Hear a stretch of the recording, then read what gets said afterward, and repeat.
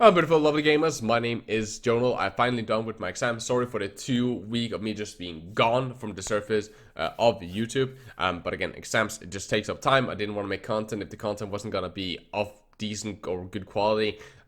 It would just have been a mess if I, tired, just tried to push out content.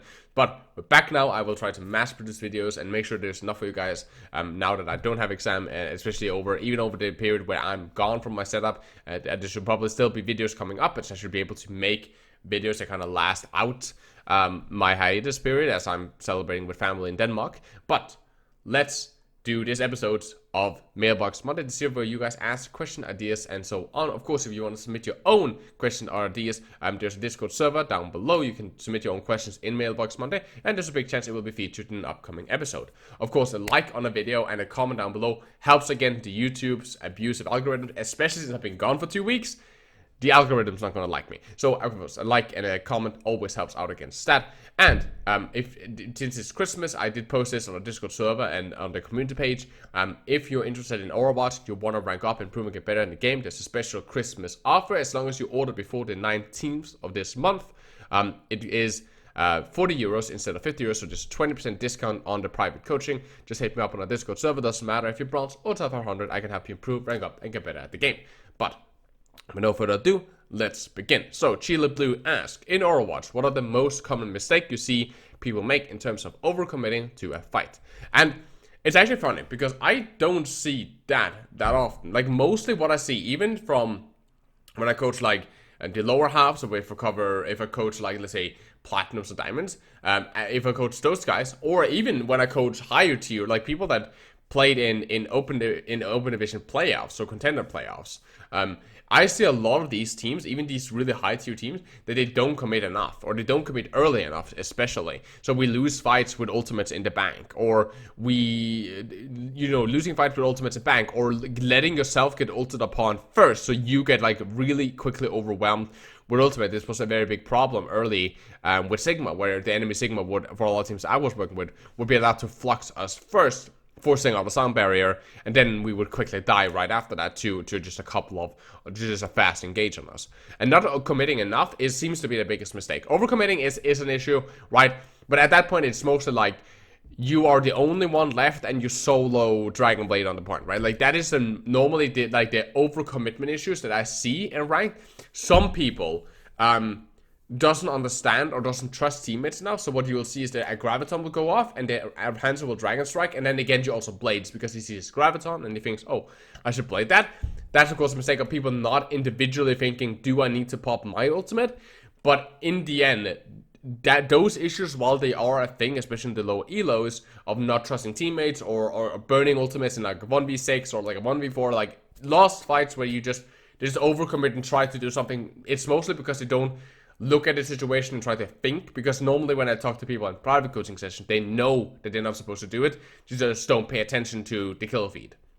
But outside that, it's mostly the issue that they don't commit early enough to fight, that the enemy team is allowed to go in and graviton your entire team, or that the support does not pop support ultimates because the enemy team did not pop DPS ultimates, so therefore they don't care if you are losing this fight and you need the sustain from the support ultimate. They're like, nope, no Nano Blade, no Transcendence. That's the rules, right? Those are mostly the issues that I see, and those are far greater. Like, undercommitting or not committing enough is far greater than overcommitting in what I've seen from all my experience or all my, hundreds of people that I've coached in the lower elos. Now, Hans Suro asks, right now, if you were to be involved into a team, would you rather join as a player or as a coach? Why? I'm involved in numerous teams as a coach already, so the answer is coach, I assume. I coach different teams. Some of them have been in there's like this, it's not real open division, it's like trial open division or whatever it's called. Like, it's just open division fun, right? It's just like a beta or whatever. It's not real open division. My team was in the playoffs, actually, which was kind of fun. One of the teams I've been working with, which I worked a little bit with at least. And in general, I've been working with different teams and helping as a coach. I like the coaching position way better than the player because, one, I don't have that much time to commit into teams and so on. So when I join teams, I normally join either as a consultant or I show up for some of the scrim blocks. I have with some of the field crafting, some of the one-on-one session, but I don't have time to sit 4 to 6 hours a day coaching or playing myself, and coaching at least allows me to not have to show up to every single scrim block and stay there for the entirety of the scrim block, because that's something that I just don't have the time to do, which most of the orgs that I work with are completely fine with. Outside of that, I think I played as a player before, and while it's like I miss the kind of the scrim environment and playing competitively, I do miss that, like having a team and being there and playing coordinated. At the same time, I'm very glad that I don't do it, just because I know how much drama there is in between players. Like, the coaches are normally not involved that much in drama, and every time I meet other coaches, all coaches that I meet are really chill. And just like nice people, and like we share notes and we talk and whatever. But a lot of player interaction, there's so much drama of like people talking behind people's back on a Discord server, or spreading rumors, or trash talking, and I'm just not into that. And I've been involved in that before, and also like if you're on the map and you play with teammates and you perform bad, or your teammate think you perform bad, then there can be like in team fighting, like fighting internally in the team, where there's like some drama or some chaos. I'm just not into that anymore. As a coach, I'm not really involved with that. I'm not the guy that tells people to just like learn to behave and just shut the fuck up and play the game and stop being, a child, and fighting your teammates because you think that he undercommitted to a fight or overcommitted to a fight. I'm normally the guy that can do that, instead of being the guy that's involved in the drama directly, which for me is far more relaxing, and really does, like, that's one thing that burns me out from Overwatch, is when people are creating drama or just like spreading fake rumors and just like all that kind of thing, and just not acting like a decent human being. I'm just not interested in that. And I get stressed by it, and therefore I don't want to be involved in those kind of things. Therefore, coaching suits me far better than being a player, as I'm rarely the target of any form of drama. Now, Kirby Bro 64 asks, so, and this answer comes really late because I assume that this has been resolved a long time ago, but we're going to cover it anyway. So, I'm in 4.2k and a part of a 4.2, 4.3k team. Thing is that they are rebuilding right now. What are my options? Should I just rank for another team while I wait, or go ahead and look for another team? And that really depends on you and how you think the team is. You gotta ask yourself, is this team worth my waiting period? What I know a lot of people do is that if a team is in a rebuilding period, and especially if the team does not know how long the rebuilding period is, other players start either ringing, if they really like the team and they trust that, okay, it's only going to be like 2 weeks or whatever, then they start ringing if they really want to play with this team, or they start trialing. And they go on tryouts, and then they look for opportunities. And if they find a team that they like as well or better than the current team, then they go for that team.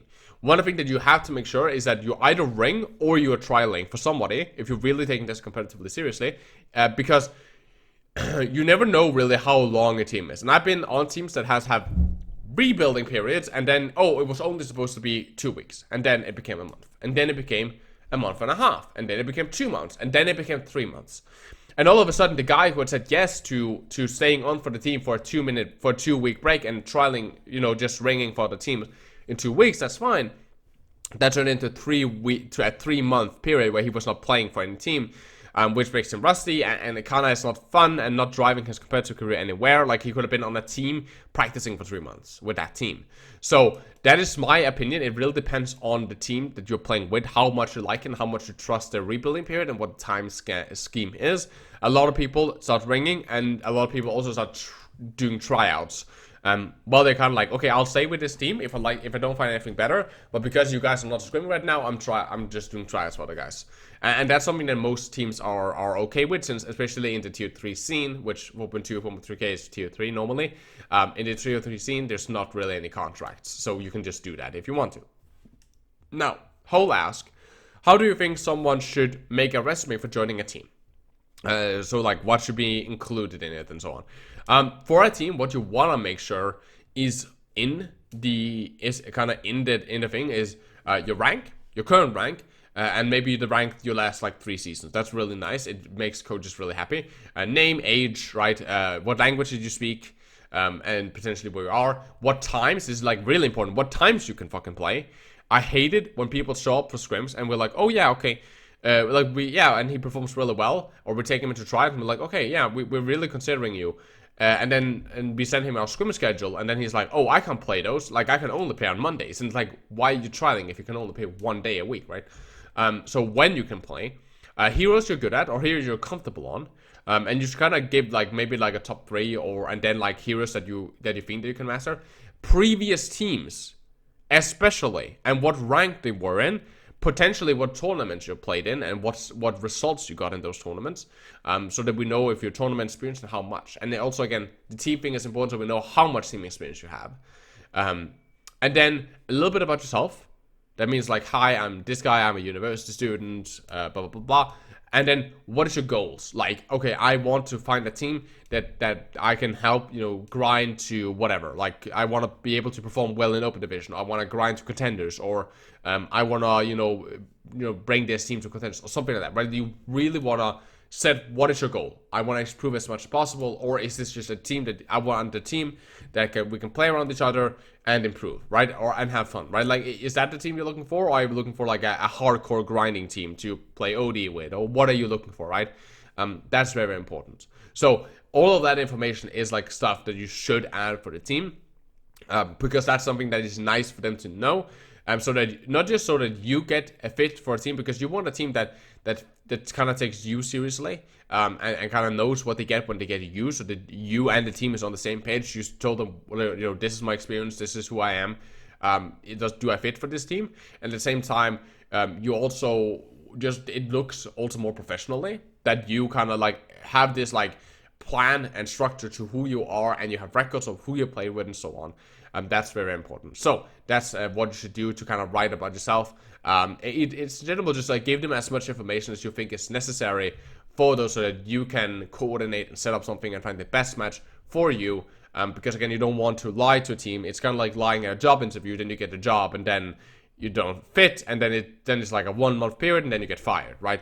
Happened a billion times for me before, where I've had people that has like not given the full truth, come to a team, clearly they lied, and then I kicked them like a month later, and then they wasted a month for us, and we wasted a month for him, right? And that's just like ridiculous. So as always, guys, thank you guys for support. Sorry for the long area. Again, like, comment, all the good stuff really does help out. Of course, subscribe to the channel. I want to hit 20k sometime. Would be hella fucking dope. So subscribe with bell notification if you like this kind of content. Again, if you're interested in buying for yourself or somebody that you like a coaching session, again, there's 20% off on our private coaching. So 40 euros for a 2-hour session. Doesn't matter if you bronze stuff 100, if you play for team or not. Hit me up on the Discord server down below. I love you guys very much. Please do take care of yourself. Happy holidays. And as always, guys, my name has been Jonal. You guys, as always, keep the enemy in your crosshairs.